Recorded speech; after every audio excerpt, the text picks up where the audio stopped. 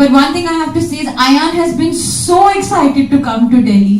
Since the beginning, he said, Delhi jana hai, I really want to go to Delhi, I want to take the film to Delhi, I want to talk about the film.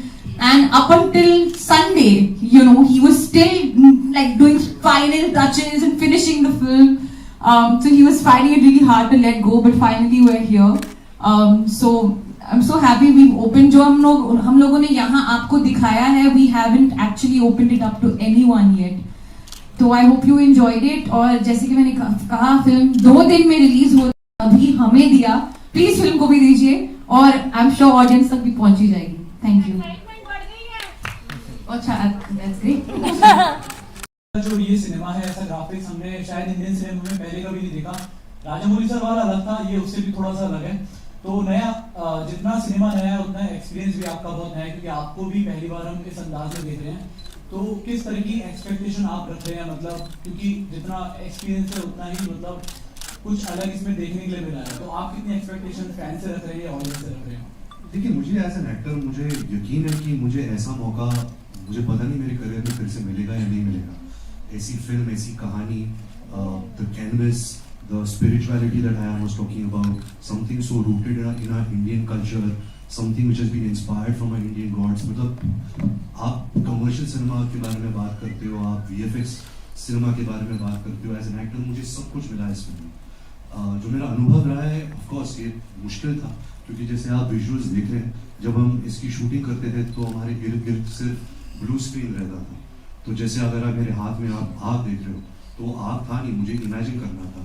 जो आप फिल्में जब आप देखोगे, जो अलग अलग graphics हमने अचीव किए इस फिल्म में, वो बहुत मुश्किल था. But I think as a film maker, Ayan ने इतनी प्रिपरेशन की थी, उसने 2D एनिमेशन बनाई थी, क्योंकि हम सब बेस्ट फ्रेंड्स हैं. हमने कुछ 6 साल से हमसे ब्रह्मास्त्र के बारे में बात कर रहे, तो हमारे दिमाग में क्लियर था कि अच्छा ये ऐसा दिखने वाला है, हमारी अचीवमेंट यहाँ तक, हमें यहाँ तक लेकर जानी है. तो प्रोसेस स्टेप बाय स्टेप था. ऐसे नहीं कि हम सेट पे आए और सब कुछ हमने कर दिया. हमने बहुत मेहनत की, बहुत ट्रेनिंग की, बहुत रिहर्सल्स किए.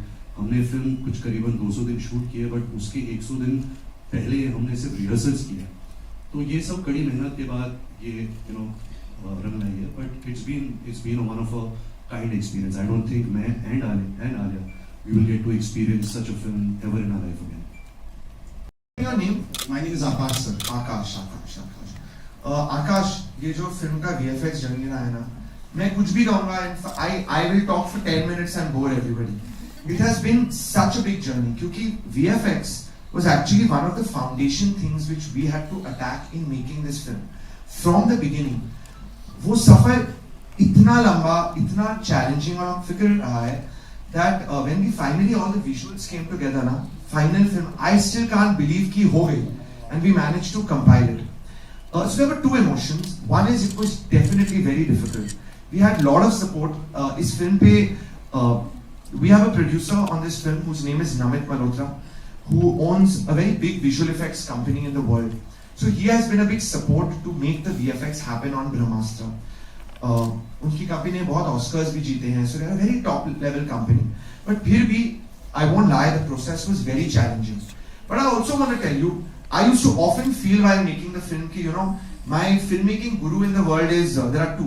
One is Rajamouli sir, and the second is James Cameron. I mean, I'm a big fan. And I used to feel kabhi, making the film ki, I'm also like a young Steven Spielberg, young James Cameron, abhi mehnat karunga, I'll be able to create something unbelievable. So that passion really kept me going, even though the VFX was very difficult. And I'm very excited for everybody to see what we've achieved in the whole film. Waiting for that reaction.